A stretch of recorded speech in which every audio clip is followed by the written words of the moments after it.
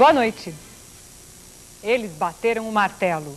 De agora em diante, quando um banco quebrar, o cliente vai ter garantia de R$20 mil no mínimo e não mais de 5 mil. É claro que se ele tiver os 20 mil na conta. O governo fechou com os bancos privados a criação de um fundo especial, um mecanismo de seguro que vai valer para depósitos à vista, CDBs e cadernetas de poupança, e não para os fundos de commodities, renda fixa ou fundão. O seguro nasce com o dinheiro da multa cobrada da devolução do cheque sem fundo, que antigamente se chamava FunCheque, hoje chama Recheque, mais o dinheiro que os bancos já depositam a título de seguro para a caderneta de poupança. Amanhã, se as agências do Banco Econômico abrirem por causa da greve dos funcionários, os clientes ainda recebem apenas 5 mil, mas têm garantida, desde já, a devolução de 20 mil no mínimo. Segundo explicou agora à noite o presidente do Banco Central, Gustavo Loyola. Daqui a pouco, as informações de Brasília e a cobertura completa. Mais de 5 milhões de cartas e encomendas estão parados no Correio em São Paulo. Os carteiros estão em greve há 6 dias. Já tem gado sem remédio, parentes sem notícias, contas atrasadas e até esperança de emprego adiada. Greve nos Correios de São Paulo é assim, pode ser parcial, mas como metade da correspondência que circula no país passa por aqui, 6 dias parados criam grandes problemas. No total já são mais de 5 milhões e 200 mil objetos postais acumulados na Grande São Paulo, em Campinas e Sorocaba. O prejuízo dos Correios é de cerca de 10 milhões de reais, mas é difícil calcular as perdas de pessoas e empresas que deixam de despachar e receber montanhas de cartas, impressos, sedex, telegramas e encomendas. Esta é a segunda greve dos carteiros neste ano. Eles ganham em média R$ 585 entre salários e benefícios e querem o cumprimento do acordo de 94 que garantia um plano de carreira ou reajuste de 7,98%. O plano não saiu e os Correios dizem que não podem pagar o reajuste. Diante do impasse, os carteiros decidiram que a greve continua. E os prejuízos também. 2 sequestros estão na mira da polícia. No Rio, a vítima é um médico famoso. Em São José dos Campos, São Paulo, o sequestro envolve a filha e a neta de um empresário. O sequestro aconteceu às 9h30 da manhã de hoje. Silvia Delgado de Almeida e a filha dela, Marina, de 1 ano e meio, saíam de casa num cadete quando foram cercadas por 3 homens encapuzados. Eles levaram as duas no Santana e deixaram o cadete a 5 quilômetros do local do sequestro. Silvia Delgado é filha de Leonardo de Almeida, dono de uma distribuidora de bebidas em São José dos Campos. O primeiro contato dos sequestradores com a família aconteceu às 11h15 da manhã. No telefonema, eles disseram que elas estão passando bem e não definiram qual o valor do resgate. Um delegado está na casa do empresário à espera de um novo contato dos sequestradores. No Rio, os sequestradores levaram um dos médicos mais conhecidos do país. O cirurgião Renato de Castro Bandeira, de 65 anos, foi levado aqui da Clínica São Marcelo, onde trabalha no bairro do Leblon, na zona sul do Rio. Segundo funcionários, pelo menos 3 homens armados, vestidos de branco, invadiram a clínica e levaram o médico que estava na sala da secretaria. A ação foi rápida e os sequestradores fugiram num carro pela contramão. Dr. Renato de Castro Bandeira foi um dos primeiros médicos a fazer uma cirurgia de transplante de fígado no Brasil. A julgar pelo nível de emprego, o período de lua de mel com o Plano Real já acabou mesmo. 2 montadoras paulistas, a Ford e a GM, demitem quase 2 mil funcionários em 48 horas. A Ford anunciou hoje a dispensa de 800 metalúrgicos. A montadora pode ainda suspender o turno da noite na fábrica de caminhões de São Paulo e reduzir a produção à metade. Funcionários demitidos ontem pela General Motors se reuniram hoje em frente à fábrica de São José dos Campos. 1.134 metalúrgicos foram dispensados e a GM se propõe a rever apenas casos especiais, como o de empregados que estejam perto da aposentadoria. Técnicos ingleses estão no Rio ajudando a secar esta múmia egípcia que ficou encharcada depois da chuva que inundou o Museu Nacional. A múmia é uma das peças mais valiosas do museu. A polícia já sabe o nome do rapaz que agrediu este torcedor no jogo que acabou em pancadaria domingo em São Paulo. Márcio Gasparim teve traumatismo craniano e está em coma. Os policiais tentam identificar outros agressores pelas imagens da TV e já receberam mais de 400 denúncias anônimas apontando os responsáveis pela baderna. Agora à noite, a polícia identificou mais 6 pessoas envolvidas na pancadaria do estádio do Pacaembu. E agora procura este rapaz, Adalberto Benedito dos Santos. Ele é acusado de ter batido no torcedor do São Paulo que está em coma. Adalberto tem 20 anos e é balconista em Santo André, no ABC Paulista. Ele chegou a ser detido depois do jogo no domingo, mas não tinha antecedentes criminais e foi liberado. Depois, Adalberto desapareceu. Uma oportunidade rara para o público e para os artistas. As mais belas vozes do canto lírico brasileiro se apresentam em São Paulo. O concerto faz parte de uma temporada promovida pela Sociedade Brasileira de Ópera.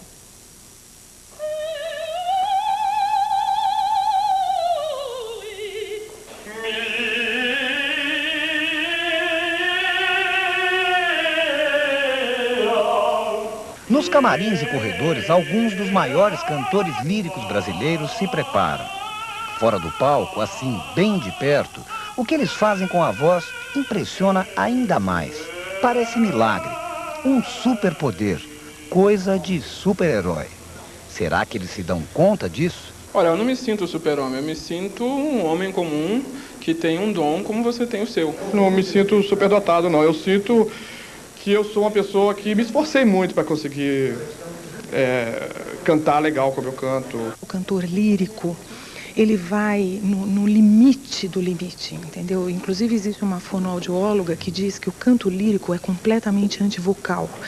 Quer dizer, é uma coisa que vai além daquilo que as cordas vocais podem fazer. Naum Alves de Souza é o diretor de cena do espetáculo. É um homem de teatro consagrado, mas que só entrou para valer no mundo da ópera esse ano, dirigindo outros espetáculos além desse.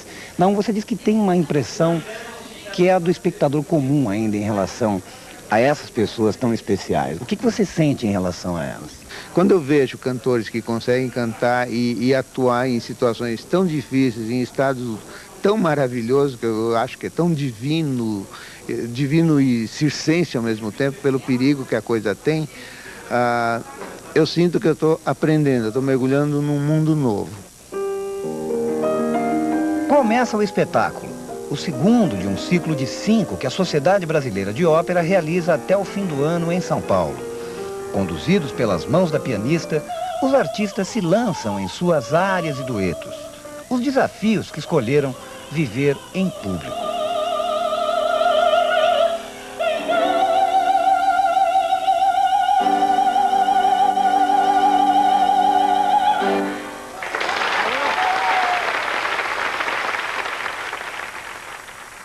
Veja a seguir, a crise do Banco Econômico. O Banco Central estuda uma saída para manter o banco funcionando.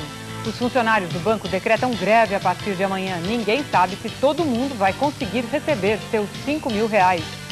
Decidido, o consumidor vai receber de volta o dinheiro do famigerado compulsório da gasolina e dos carros.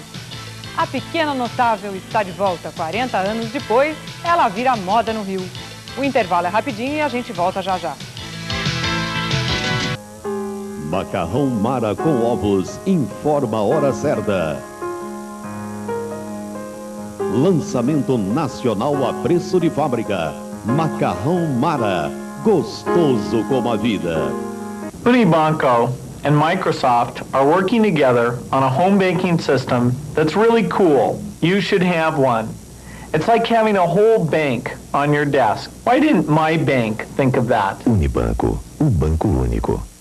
Curso de manequim modelo Look Fashion Models adulto e infantil, edição 95, terceiro ano de sucesso consagrado.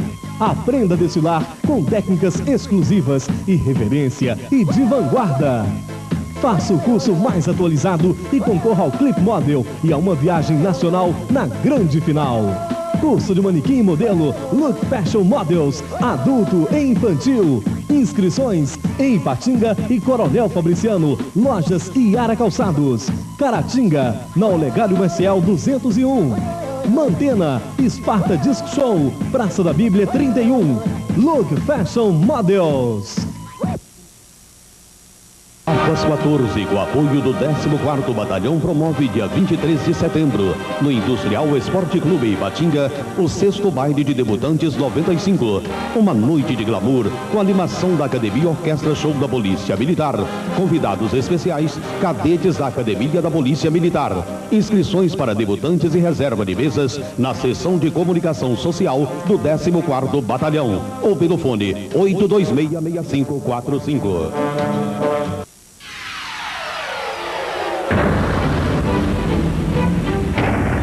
Está nascendo a concessionária Volkswagen que você sonhou. Orvel, amigos para sempre. Breve em novas instalações.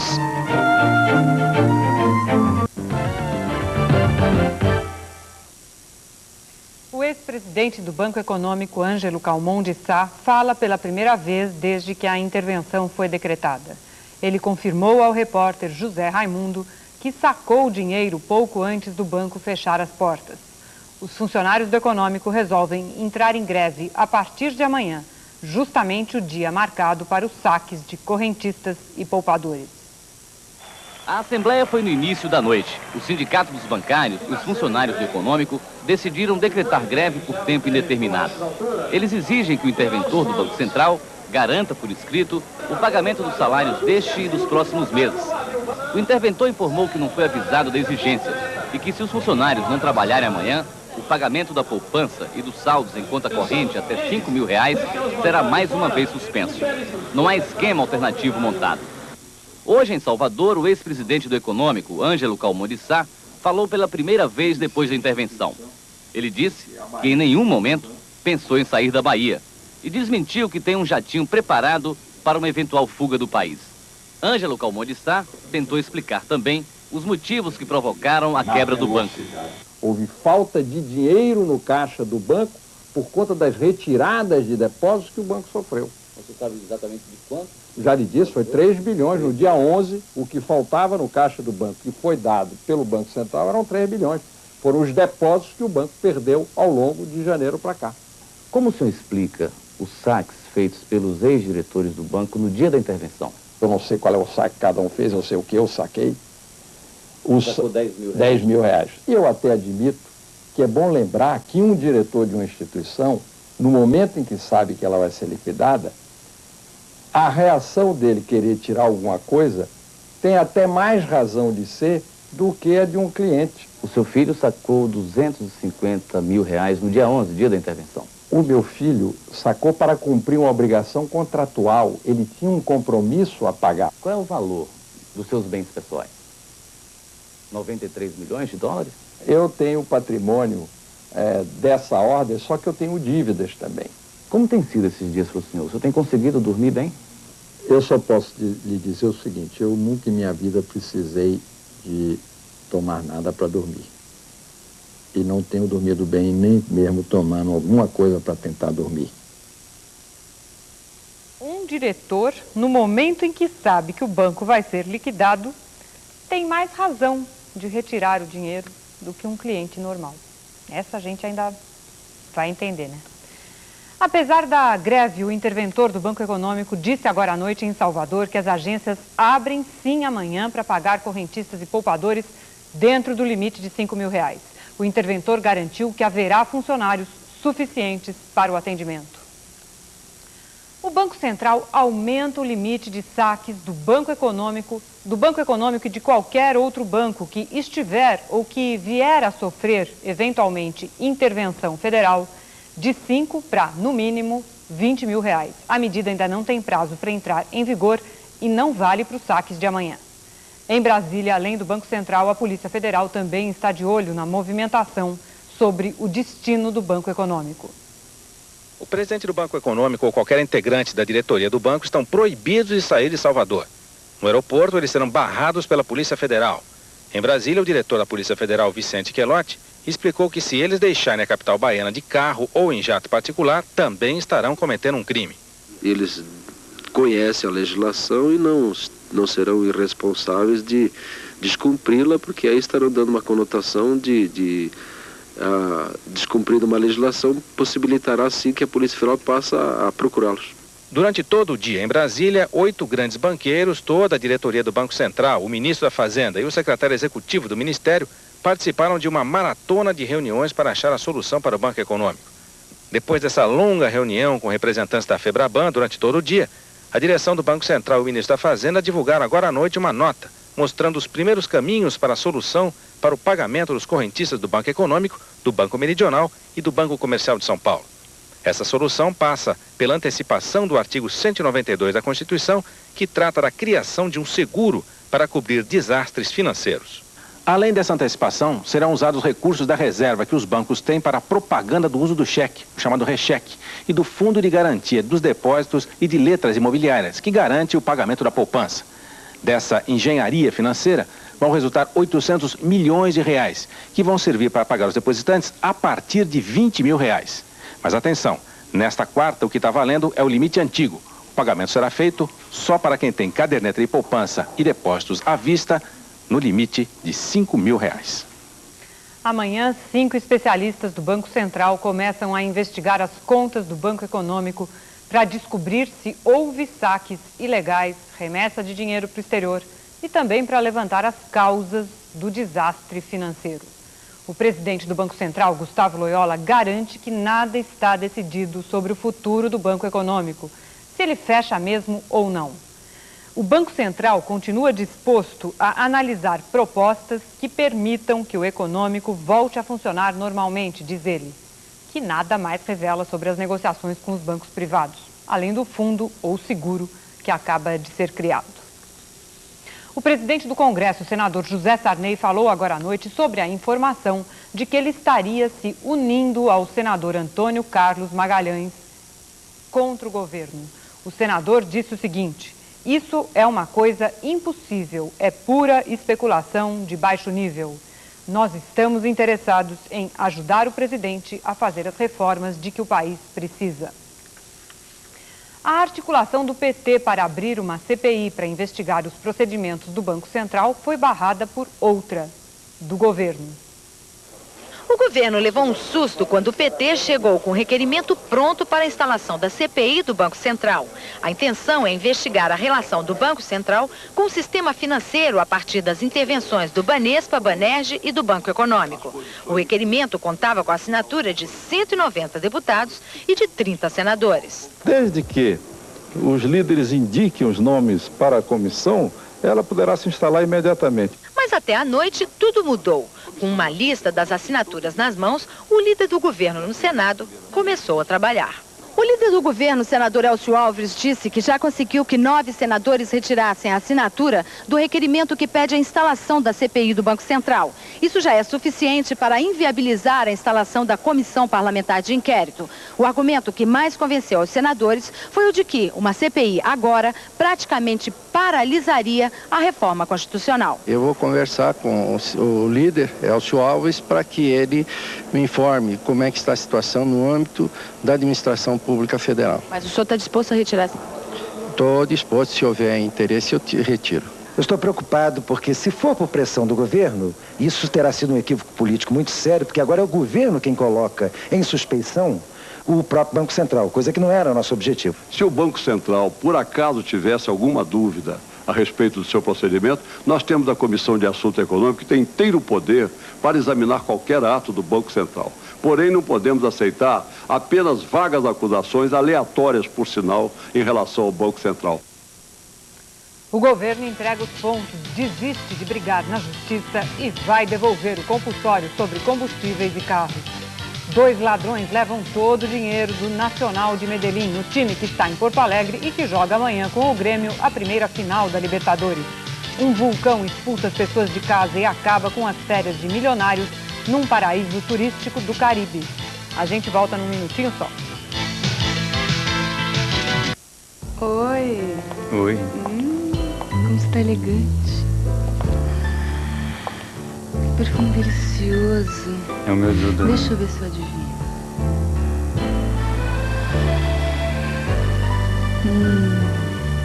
Traz de Marchand.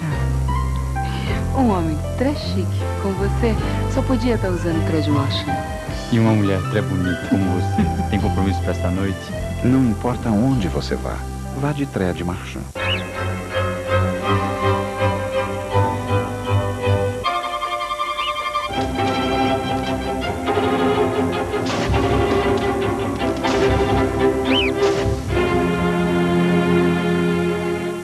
Fui numa festa lá na casa da Jurema, que beleza de morena, resolvi me declarar.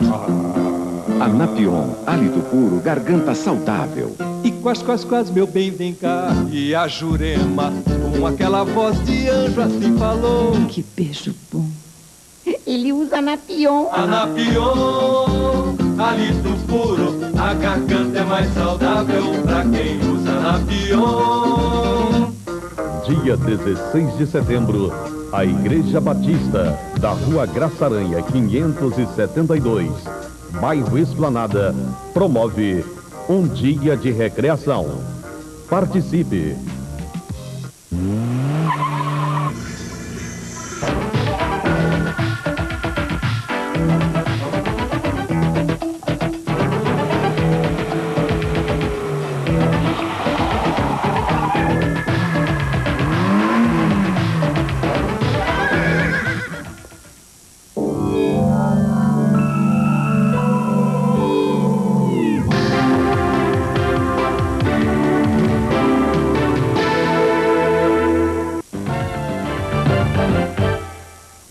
O dinheiro do Fim Social, do compulsório sobre combustíveis e carros e do IPMF depositado em juízo vai ser devolvido ao contribuinte. O governo desistiu de brigar na justiça contra 300 mil contribuintes que entraram com ações pedindo a devolução.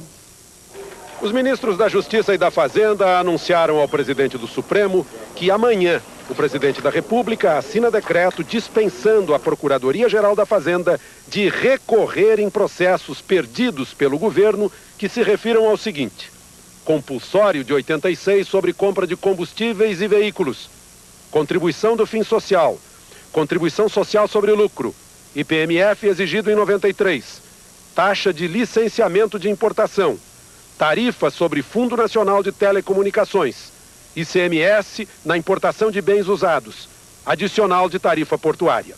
Com a medida, 300 mil processos que abarrotam os tribunais serão liquidados, fazendo a alegria dos que ganharam do governo em instâncias inferiores da Justiça. O ministro Nelson Jobim diz que o dinheiro para pagar tudo isso já estava depositado na Justiça, como a lei exige. Além disso, o governo quer agora resolver as questões no âmbito administrativo. Só hoje foram distribuídos aos juízes do Supremo 292 processos e todo dia é assim. Dos de hoje, 40%, esses aqui, são recursos do governo para não pagar o que foi condenado a pagar.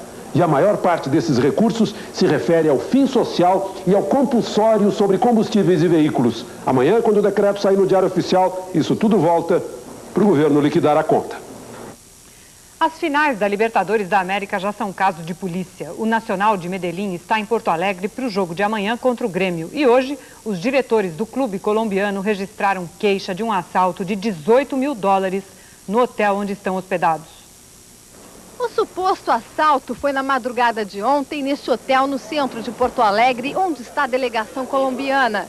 Segundo o diretor de futebol do Atlético Nacional de Medellín, Juan Montoya, 2 homens armados e com o rosto coberto entraram no quarto dele e levaram 18 mil dólares e um cartão de crédito. O gerente do hotel, Darcy José da Silva, registrou a ocorrência aqui na delegacia de roubos em Porto Alegre, ao contrário dos dirigentes do Nacional, que foram convidados a depor.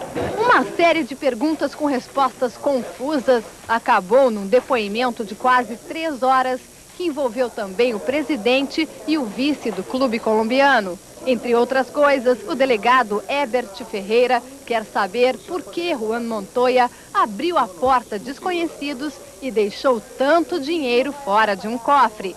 Para isso, vai fazer uma reconstituição ainda esta madrugada. Já os colombianos afirmam que toda a confusão não vai prejudicar o clima para o jogo com o Grêmio aqui, muito menos em Medellín. Eu solo tenho agradecimento com a gente de Grêmio, com a gente de Porto Alegre, a gente de Internacional, a afición, porque nos han tratado muito bem. Os moradores de uma ilha no Caribe fogem com medo de um vulcão. 5.000 pessoas, quase a metade da população local, foram retiradas da ilha de Montserrat por causa do vulcão, que estava adormecido há mais de 100 anos. Ele lança fumaça e muitas cinzas e há temores de que isso aumente. A ilha, uma colônia inglesa, é um refúgio de milionários. Veja a seguir, o Banco Central desvaloriza o real de novo. Um filme lembra a maior estrela brasileira de todos os tempos, Carmen Miranda. Logo depois do intervalo. Faça um DOC no micro 30 horas. Se eu aparecer num comercial, você grita. Unibanco and Microsoft are working together on a home banking system that's really cool. You should have one. Mas esse aí não sou eu. É o Bill Gates, o dono da Microsoft. Então nós não somos o novo casal no banco. Coisa boa. Venha ser um casal Unibanco, o banco único. Espaço Cultural. Iniciativa TV Leste. Patrocínio Supermercado dos Cosméticos. O autor Oney Vaz apresenta seu livro Ser e Fazer Ser Feliz. Leia e enriqueça sua cultura. Só promoção não é super liquidação, é de arrasar, é para liquidar todo o estoque. Venha, mas venha correndo. Supermercado dos Cosméticos.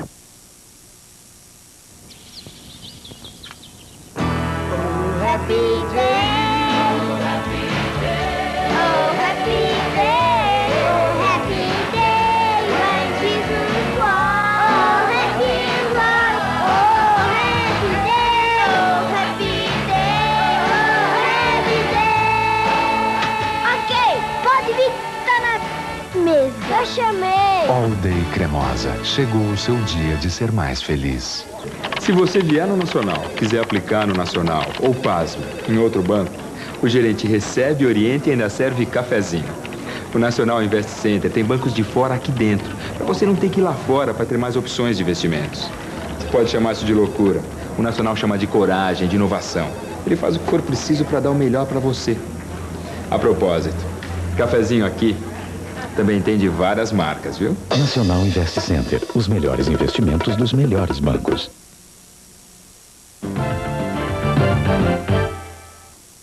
O Banco Central desvaloriza o real em 0,5% e o dólar no câmbio comercial sobe para 0,951 na ponta de venda. É o segundo aumento do mês, o que já dá acumulado só em agosto 1,17%.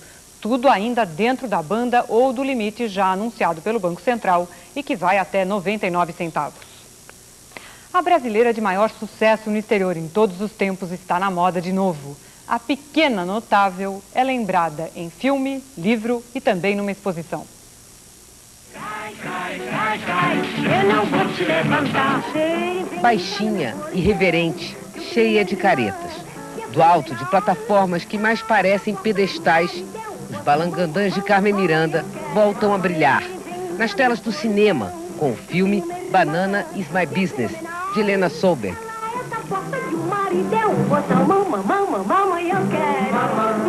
Na Bienal do Livro, com o lançamento da fotobiografia, organizada por Cássio Barsante. Tico-tico tá outra vez aqui, o tico-tico tá comendo meu fubá. Tico-tico senta que se alimenta. E na exposição que o Museu Carmen Miranda, no Rio, montou sobre a vida da pequena notável. Tá comendo meu fubá. Tico-tico senta que se alimenta, que vai comer umas minhocas no fumar.